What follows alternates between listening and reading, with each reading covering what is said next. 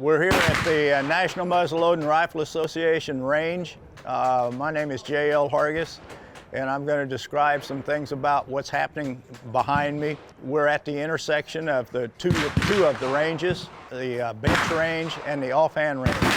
What I'm going to do is attempt to describe what's happening mostly on the offhand range, which is behind me.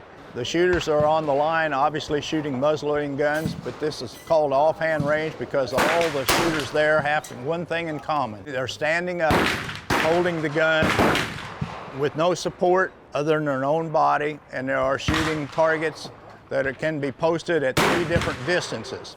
The distances the targets could be posted would be at 25 yards or at 50 or at 100. The targets that are out at the longest distance are usually larger diameter targets, and as they come closer to 25, the target sizes are reduced.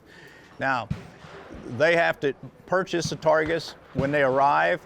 Those targets are marked as to what kind of gun they have to use for that particular target. The guns on the offhand line with basically 3 types of firearms. Obviously, they're all muzzleloading firearms, but part of the guns are using the ignition system that is ignited by a percussion cap. Some of them they are using the firearm that's ignited by a flint, and some of them are using guns that are more updated and are more what we call modern, and those guns are using scopes in most cases. But the one common thing is they all have to stand up on their 2 feet with no support other than their own body and shooting the gun. The most difficult guns to shoot on this line are obviously the flintlock rifles because the ignition is a little bit slower and sometimes they misfire or they don't fire at all. Now, on this range, from the time the competitor posts his own target and the range officer gives the command to begin firing and shooting, there is a 30-minute period of time that they have to shoot officially 5 shots on their target. Now, they're allowed to post a sighter target, a practice target, right alongside the regular target in most cases, but they have to complete their target within that relay. The only exception would be if there is a malfunction with the firearm and they tell the range officer, raise the hand or go down and approach the range officer, tell him they have a malfunction of equipment.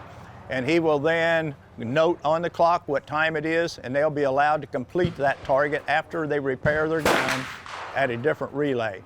But those are some basics that occur within the offhand range. We have matches here for different groups of people. We have women shooting. They shoot in their own classification.